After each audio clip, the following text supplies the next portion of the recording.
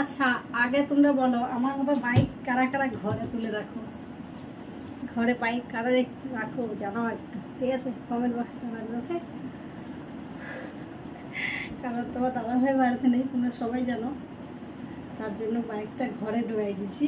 তার কারণ বাইরে থাকলে কে কী করবে না করবে কোনো ঠিক নাই, তার জন্য ঘরে ঢোকাই দিচ্ছি। এতক্ষণ ধরে আমি ভিডিও বানাচ্ছিলাম, এখন বাজে জানো কটা? 1:15 রাত্রে, ঠিক আছে? তো যাই হোক, ভিডিও তো ভালো হয়ে গেছে। আর এই যে কি মুখ খিস্তি করে তোমার যে বাল কাটিয়েছে, একটা ব্লাউজ কাটিয়েছে, ব্লাউজটা একটু ভালো কাটাইনি, তোমরা নিজেই দেখো ব্লাউজের পিসটা কাটানো হয়েছে, ব্লাউজের পিসটা কাটানো হয়েছে? একদমই হয় নাই, ঠিক আছে? একদমই না, একদমই ব্লাউজের পিসটা মনের মতো কাটাই নেই। এতটা টাকা নিয়েছে, শুধু শুধু ব্লাউজগুলো নষ্ট করলাম, আমি সেটগুলো ওর কাছে দিয়ে নষ্ট করলাম, ঠিক আছে? কী বলবো, বলার কোনো কথা নেই। টাকাটা নেবার সময় যখন আগে হাতে টাকাটা নিয়ে নেয়, আর জিনিস ভালো করার সময় তখন খুব মায়া লাগে। হেডফোনটা খুলে গেছে, বলার কোনো কথা নাই মানুষকে, বুঝছো? মানে বলার ভাষা খুঁজে পাই না আমি, আর গাল দিতে ইচ্ছা করে না।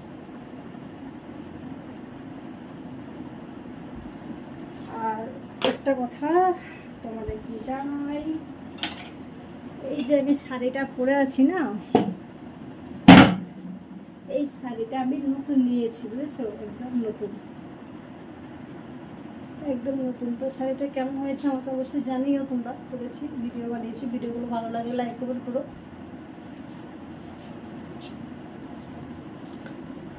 এই যে শাড়ি,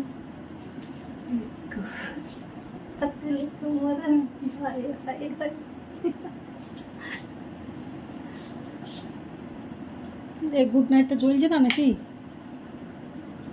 মশা লাগছে আমার ছেলে গেছে, গুড নাইটটা জ্বলে না, জ্বালাইনি। কি কষ্ট, কি কষ্ট।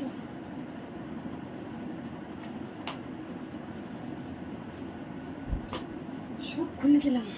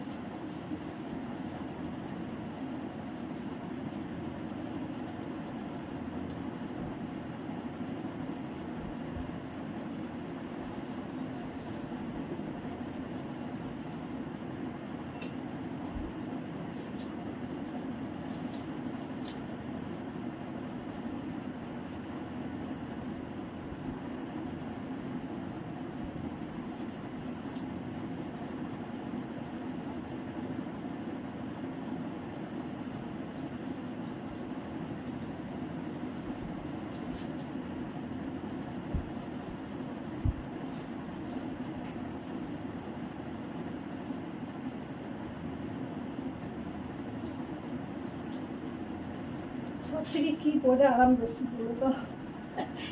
সব থেকে পরে আরাম হচ্ছে নাইটি। এত আরাম, এর মতো আরাম পৃথিবীতে কোথাও নাই।